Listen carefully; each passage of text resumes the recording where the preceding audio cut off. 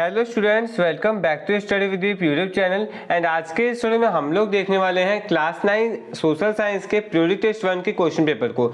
ये question paper 2023-24 का है, तो आप सभी इन सारे क्वेश्चंस को अच्छे से करिएगा, क्योंकि हो सकता है इनमें से ज़्यादातर क्वेश्चंस आपके एग्जामिनेशन में आ जाए। मैं ये तो नहीं कहूँगा कि सारे के सारे क्वेश्चंस आपके एग्जामिनेशन में आ जाएंगे, लेकिन हाँ, ज़्यादातर क्वेश्चंस आपके इसमें से रह सकते हैं, क्योंकि देखिए सारे स्कूल में क्वेश्चंस लगभग सेम ही आता है। भले वो क्वेश्चंस के शब्दों को बदलते हैं, लेकिन जो एक बेसिक थीम होता है ना सारे क्वेश्चंस में, वो सेम होता है। तो आपको कुछ हिंट मिल जाएगा कि किस प्रकार के क्वेश्चंस इस साल पूछे जा रहे हैं और आपके एग्जामिनेशन में कैसे क्वेश्चंस आ सकते हैं। ओके, चलिए स्टार्ट करते हैं हम लोग क्वेश्चन पेपर को। सबसे पहले बताया गया है, यहाँ पे ध्यान दीजिएगा कि आपका जो ये क्वेश्चन पेपर है ना, ये 40 मार्क्स का है, जिसके लिए आपको 1.5 घंटे दिए गए हैं। अब कुछ स्कूल में जो क्वेश्चंस होते हैं वो 20 मार्क्स के होते हैं, यानी वहाँ 20 मार्क्स का टेस्ट होता है। ओके, अब आज आपके स्कूल में 20 मार्क्स का टेस्ट हो रहा है, तो मैं आपको बताते रहूँगा कि आपके एग्जामिनेशन में कौन कौन सी चीज़ें आपको देखने को नहीं मिलेंगी। ओके, चलिए स्टार्ट करते हैं। सबसे पहले इस क्वेश्चन पेपर में आपके 16 क्वेश्चन होंगे। हर क्वेश्चन के आसपास में मार्क्स आपको लिखा गया है। सारे क्वेश्चंस आपको कंपलसरी करके दिए गए हैं। चलिए सॉल्व करते हैं। सॉल्व नहीं करते, समझते हैं क्वेश्चंस को एक बार। Which of this books was written by John Locke? इनमें से कौन सा बुक जो है वो जॉन लॉकी के द्वारा लिखा गया था?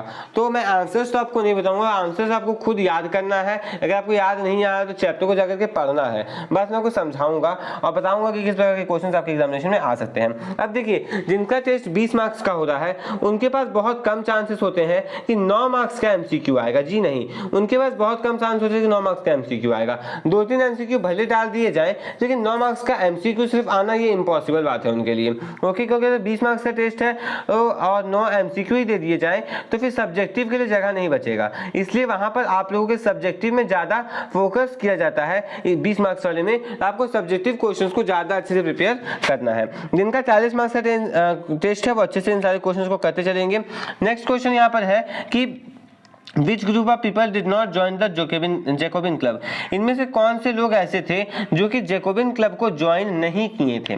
ओके, नेक्स्ट यहाँ पे क्वेश्चन आपसे पूछा गया है, वो देखिए जो आपका थर्ड क्वेश्चन यहाँ पर है। थर्ड क्वेश्चन है the word democracy come from Greek word, यानी कौन से ग्रीक वर्ड से डेमोक्रेसी शब्द लिया गया है? तो ये आप आसानी से कर सकते हैं, सिंपल क्वेश्चन है ये सब। In which period did China face one of the worst famines that have occurred in the world? यानी कि कौन सा ऐसा साल था, कौन सा ऐसा पीरियड था जिस समय चाइना ने सबसे भयंकर और सबसे खत्म फेमाइन को, सबसे खत्म हम बोल सकते भुखमरी को फील किया था उस टाइम पे। ओके, वो आपको यहाँ पे बताना है। नेक्स्ट है fifth question, which party won elections in Mexico since its independence in 1930 until 2000? यानी 1930 में मैक्सिको जब आज़ाद हुआ, उसके बाद 2000 तक कौन सा ऐसा पार्टी था जो लगातार वहाँ के इलेक्शंस को जीत रहा था? Okay, what is constitutional law? Constitutional law क्या होता है? नेक्स्ट क्वेश्चन है वर्किंग कैपिटल स्टैंड फॉर? जो वर्किंग कैपिटल है वो किस किस चीज़ के लिए स्टैंड होता है, यानी कि किस किस चीज को हम लोग वर्किंग कैपिटल कह सकते हैं? नेक्स्ट है यहाँ पे एक question, finance raise to operate a business is called? यानी कि एक बिजनेस चलाने के लिए जो फाइनेंस हम लोग देते हैं, उनमें जो पैसे लगाते हैं, उसको हम लोग क्या कहते हैं? इसे आपके इकोनॉमिक्स के क्वेश्चन है। Okay, multiple cropping refers to? Multiple cropping क्या होता है? Cultivating more crop more than one crop on same field each year, या फिर cultivation of wheat and rice, cultivation of 2 crops in alternate rows. ये सब questions easy है, आप खुद भी कर सकते हैं। नेक्स्ट आपका यहाँ पर आता है वन वर्ड या वन सेंटेंस में आंसर देने वाले क्वेश्चंस, जिसमें पहला है हुआ the ruler of France during French revolution? French revolution के दौरान फ्रांस का रूलर कौन था? Name the island group of India lying Arabian sea? Arabian sea में इंडिया का कौन सा आइलैंड लाई कर रहा है, कौन सा आइलैंड वहां पर है? Which longitude represent the standard meridian of India? India के स्टैंडर्ड मेरिडियन को कौन सा लॉन्गिट्यूड दिखाता है? Which term is used for production of self consumption? यानी कि सेल्फ कंजप्शन के लिए कौन सा टर्म हम लोग यूज करते हैं, यानी उतना ही उगाएं जितना सेल्फली कंज्यूम कर दिया जाए। नेक्स्ट आता है HIV किस चीज के लिए स्टैंड करता है? HIV का फुल फॉर्म क्या है? सिंपल 5 और क्वेश्चन आपसे यहाँ पे पूछे गए हैं। नेक्स्ट आता है सोर्स बेस्ड क्वेश्चन, और ये जो सोर्स बेस्ड क्वेश्चन है ये अब सभी के क्वेश्चन पेपर में रहता है, चाहे वो आपके 20 मार्क्स वाले क्वेश्चन पेपर हो, चाहे वो आपके 40 मार्क्स वाले क्वेश्चन पेपर हो, ये अब दोनों क्वेश्चन पेपर में रहता है, क्योंकि CBSE ने कहीं ना कहीं सोर्स बेस्ड जो आपका क्वेश्चन है उसको अब कंपल्सरी कंपलसरी कर दिया। क्या कर दिया है? कंपलसरी कर दिया। क्योंकि देखिए जब आप 10th में जाएंगे तो आपका 80 मार्क्स का एग्जामिनेशन होगा, या फिर आपका जब फाइनल में ही 80 मार्क्स का एग्जामिनेशन होगा 9th में, तो वहाँ पे क्या होगा कि आपको सोर्स बेस्ड क्वेश्चन देखने को मिलेंगे ही। इसलिए सीबीएसई का कहना है कि आप बच्चों को पीरियोडिक टेस्ट से ही आदत दिलवाइए सोर्स बेस्ड क्वेश्चन का। सोर्स के ऊपर ये आंसर दीजिए, सिंपल सा कहानी इसमें चलता है। ओके, तो मैं सोर्स को नहीं पढ़ रहा हूँ, मैं आपको क्वेश्चन बता रहा हूँ कि इंडियन ओशियन जो है वो 2 सी में डिवाइड किया था, एक अरेबियन सी ईस्ट में और एक वेस्ट में बे ऑफ बंगाल। क्या ये स्टेटमेंट ट्रू है? बताइए। From Gujarat to Arunachal Pradesh there is a time lag of, कितना घंटा का टाइम लैग चलता है गुजरात से अरुणाचल प्रदेश के बीच में? The standard meridian of India passing through Mirzapur in Uttar Pradesh. क्या स्टैंडर्ड मेरिडियन जो इंडिया का है 82 डिग्री 30 मिनट में, वो क्या मिर्जापुर से पास करता है? ट्रू या फॉल्स? ट्रू या फॉल्स के बेसिस पे आपको यहाँ पे क्वेश्चंस पूछे गए थे। नेक्स्ट यहाँ पे देखिए इसी को हिंदी में करके दिया गया, तो मैं आपको ये पढ़ के नहीं बता रहा हूँ। नेक्स्ट आता है rule of law and respect for rights.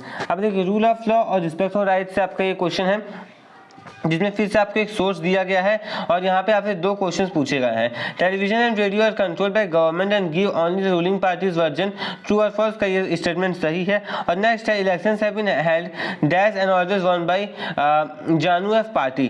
क्या इलेक्शंस रेगुलरली हो रहे थे या इरेगुलरली? तो इसका आंसर क्या हो जाएगा? खुद आप यहाँ पे देख सकते हैं, इसका आंसर है elections have been held regularly. Regularly elections हो रहे तो रेगुलरली इसका आंसर हो जाएगा। नेक्स्ट आइए, हिंदी में दिया गया है, मैं उसे नहीं पढ़ रहा हूँ।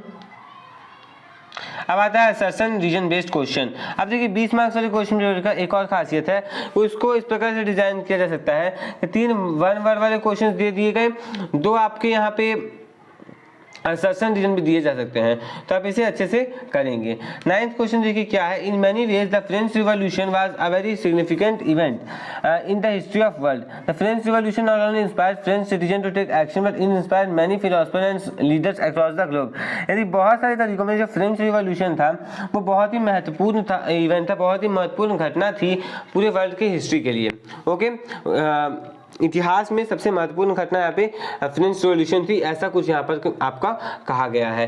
नेक्स्ट यहाँ पर है क्या आपके लिए, नेक्स्ट यहाँ पे जो रीजन दिया गया वो ये है कि फ्रेंच रिवॉल्यूशन ने सिर्फ और सिर्फ फ्रेंच सिटीजन्स को ही इंस्पायर नहीं किया, उसके साथ बहुत सारे फिलोसफर्स और लीडर्स भी पूरे ग्लोब में, पूरे दुनिया भर में देखे गए कि वो इंस्पायर हुए इस चीज़ से। देखिए एक बात मैं कंफर्म करता हूँ कि स्टेटमेंट और रीज़न यानी कि असर्शन और रीज़न दोनों अपनी जगह पे सही है, लेकिन अब आपको बताना है कि क्या जो एक्सप्लेनेशन है, जो रीज़न है, वो असर्शन को एक्सप्लेन कर रहा है या फिर नहीं। अगर कर रहा है तो आप कमेंट बॉक्स में येस लिखेंगे, अगर नहीं कर रहा है तो आप कमेंट बॉक्स में नो लिखेंगे। जिसका सबसे पहले कमेंट आएगा उसको मैं पिन करूँगा। नेक्स्ट यहाँ पे आता है क्वेश्चन नंबर 10। असर्शन क्या है? During the 19th century France witness the emergence of middle class. 18th century के दौरान जो है वो फ्रांस में देखा गया मिडिल क्लास का इमर्जेंस। ओके, यानी कि मिडिल क्लास वहाँ पे लोग, मिडिल क्लास के लोग वहाँ पे बढ़ने लगे, एक तरह से ये कह सकते हैं। The emergence of middle class happened on the account of royal patronage. क्या जो इमर्जेंस हुआ था मिडिल क्लास का वो रॉयल पैट्रोनेज के तहत हुआ था या फिर किसी कोई और रीजन था? तो दोनों स्टेटमेंट्स आप खुद देखिए, सही है गलत है, खुद गेस करने की कोशिश कीजिए। नेक्स्ट आता है in India people elected on representative. अब यहाँ पे देखिए ये स्टेटमेंट तो बिल्कुल सही है कि खुद चुनते हैं, और next reason India democratic country है, इंडिया में डेमोक्रेसी है, तो वो भी सही हो जाएगा। तो इसका आंसर तो साफ तौर पर आपको ए दिख जा रहा होगा, इसलिए मैंने बता भी दिया आप लोगों को। ओके, देखिए असर्शन रीजन टाइप क्वेश्चन में आपको थोड़ा खुद भी सोचना है, इसलिए मैं कुछ क्वेश्चंस आपके लिए छोड़ रहा हूँ। नेक्स्ट है the central location of India at the head of the Indian Ocean is considered of great significance why. ये क्वेश्चन मैं पहले बता रहा हूँ, ये क्वेश्चन को आप वीवीआई मार्क कीजिएगा, क्योंकि ज्योग्राफी से ये क्वेश्चन चाहे 20 मार्क्स वाला टेस्ट हो, चाहे 40 मार्क्स का टेस्ट हो, चाहे क्लास टेस्ट हो, चाहे सरप्राइज टेस्ट हो, ये आपका क्वेश्चन एसएसटी में बिल्कुल पॉपुलर है और आपके क्वेश्चन आते हैं। Right in 3 features of non democratic government. Non democratic government के 3 फीचर्स लिखिए, क्या क्या उसके अंदर खासियत होती है। अब बेसिकली खासियत होती है कि क्या होती है आप सभी को पता ही है।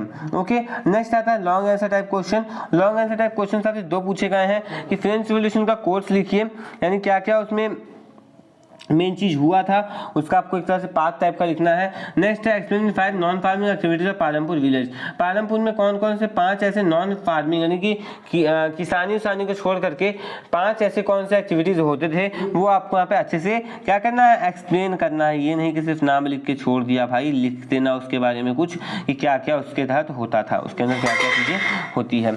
Next so that the map of India, आपको ये चीज़ें मैप में दिखाना है। पहला चीज़ क्या है आपका मेघालय, जो कि स्टेट है, तो मेघालय स्टेट कहाँ है ये आपको दिखाना है। नेक्स्ट है लक्षद्वीप आइलैंड, लक्षद्वीप आइलैंड क्या कहाँ पर ये आपको दिखाना है।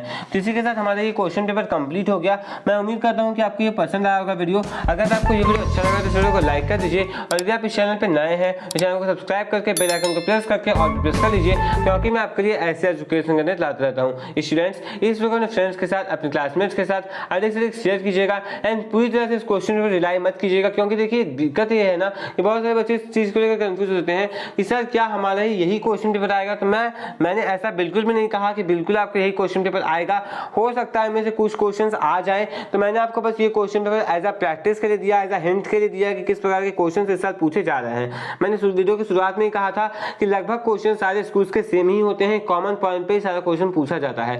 तो आपको ये प्रैक्टिस के लिए, अपने खुद को चेक करने के लिए क्वेश्चन पेपर आप ले सकते हैं। पूरी तरह से रिलाई मत कर देगा कि यही क्वेश्चन पेपर आपका आने वाला है। ओके, क्योंकि ऐसा कोई भी नहीं कह सकता, कोई इस पर की गारंटी नहीं कर सकता है। ओके, तो आप लोग चैनल को सब्सक्राइब करके वीडियो को लाइक कर दीजिएगा। मिलते हैं नेक्स्ट वीडियो में किसी नए क्वेश्चन पेपर एक्सप्लेनेशन या सॉल्यूशन के साथ। Thanks for watching.